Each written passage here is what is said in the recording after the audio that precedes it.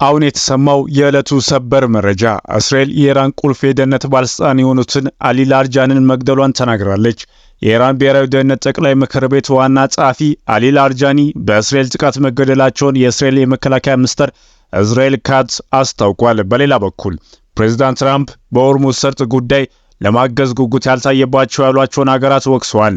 ፕሬዚዳንት ትራምፕ አማክለውም ጀርመን፣ ስፔን፣ ጣሊያን ጨምሮ በርካታ የአሜሪካ አጋር ሀገራት አሁን ወደ ሰርጡ የጦር መርከብ የመላክ እቅድ እንደሌላቸው ተናግሯል ብሏል።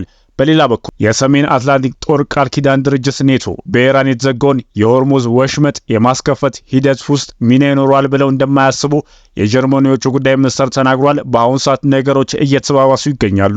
ዝርዝር መረጃውን የማስደምጣችሁ ነው የሚሆነው። በሌላ በኩል ዩናይትድ ኪንግደም ጠቅላይ ሚኒስትር ኬር ስታርመር አገራቸው ከኢራን ጋር በተያያዘ ወደ ሰፊ ጦርነት ተስባ እንደማትገባ ነገር ግን የሆርሙዝ ወሽመጥ እንዲከፈል ለማድረግ ከአጋሮቿ ጋር እንደምትሰራ ተናግሯል። ዝርዝር መረጃውን የማስደምጣችሁ ነው የሚሆነው። ላይክ፣ ሼር፣ ሰብስክራይብ በማድረግ እስከ ፍጻሜ አብራችሁን ቆዩ። ወደ መረጃው አለፍን።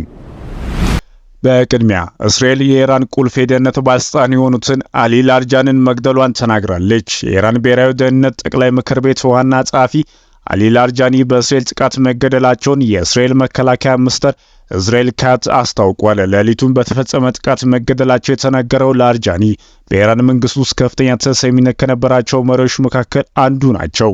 የባለስልጣኑ በእስራኤል ኢላማ መሆን እየተነገረ በነበረበት ጊዜ ቢያንስ 2 የኢራን መገናኛ ብዙሃን ከፍተኛ የደህንነት ባለስልጣኑ ጠቅሰው ግለሰቡ በአጭር ጊዜ ውስጥ መግለጫ ይሰጣል ተብሎ እየተጠበቀ ነበር። አንድ የእስራኤል ወታደራዊ ባለስልጣን አሊ ላርጃኒ በእስራኤል መከላከያ ኢላማ መደረጋቸውን ለቢቢሲ አረጋግጧል።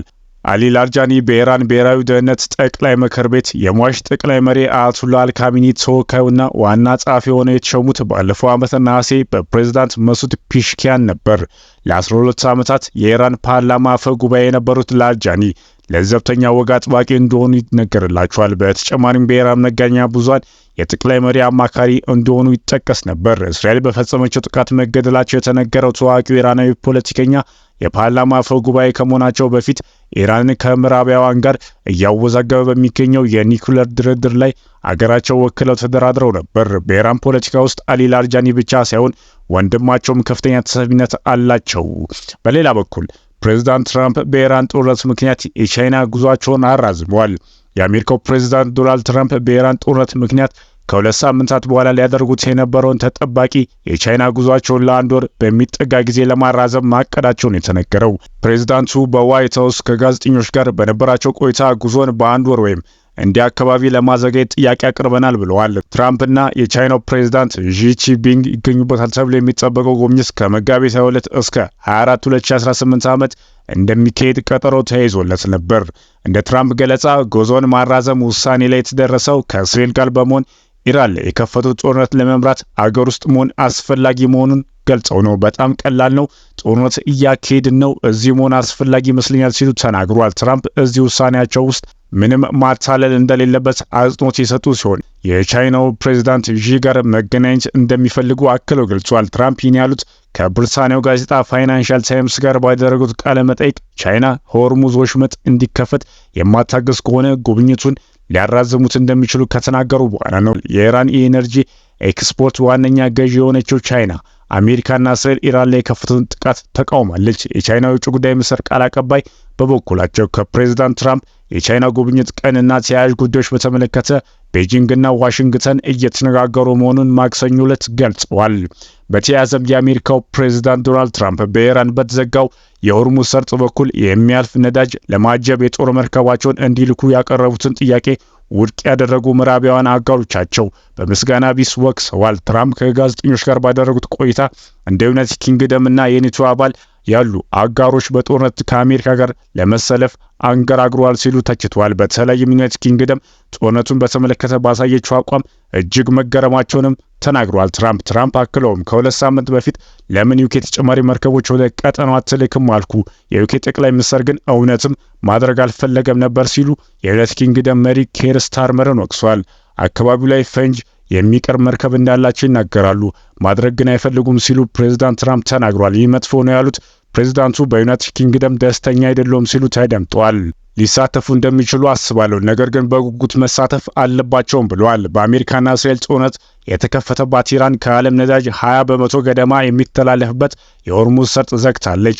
ሊያልፍ የሞከረ መርከቦች ላይ ጥቃት እየፈጸመች ይገኛል።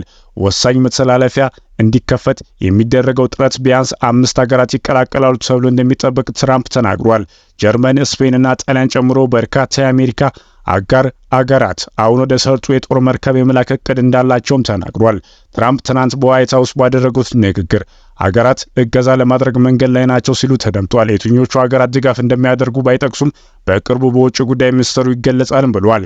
የተወሰኑ አገራት እገዛ ለማድረግ ጉጉት አላቸው፣ የተወሰኑ ደግሞ የላቸውም ሲሉ ተናግረው አንዳንድ አገራት ለብዙ ዓመታት አግዘናቸዋል፣ ከመጥፎ የውጭ አካላት ጠብቀናቸዋል፣ እናም እኛን ለማገዝ ጉጉት አልነበራቸውም ሲሉ ፕሬዝዳንት አክለው ተናግረዋል።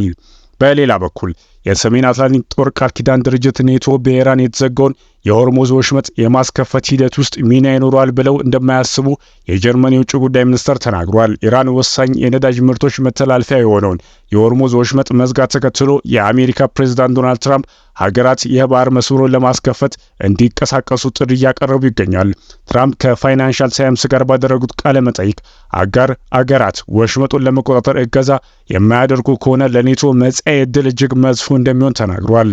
የአውሮፓ ህብረት በዚህ ጉዳይ ላይ ሊያደርገው ካቀደው የውጭ ጉዳይ ሚኒስትር ስብሰባ በፊት ንግግር ያደረገው የጀርመን ሚኒስትር የኔቶ ተሳትፎ ጉዳይ አንስተዋል። ኔቶ በዚህ አቅጣጫ ውሳኔ ማሳለፍ ወይም የሆርሙዝ ወሽመጥ በተመለከተ ኃላፊነት መውሰድ አይታየኝም። ጉዳዩ ቢሆን ኖሮ ኔቶ የአካላት በዚህ አካሄድ መፍትሄ ይሰጥ ነበር ብለዋል። ያልተረጋጋ የመካከለኛው ምስራቅ ሁኔታ ቢኖርም አውሮፓ ደህንነት በተመለከተ ቅድሚያ የምትሰጠው የዩክሬን ጉዳይ እንደሆነ የውጭ ጉዳይ ሚኒስትሩ ተናግረው የነዳጅና ጋዝ ዋጋ ሲጨምር የሩሲያ የጦርነት አቅም እንደሚጨምር ያነሱት ሚኒስትሩ ማዕቀቡን ማላላት የተሳሳተ እርምጃ እንደሆነም ገልጸዋል።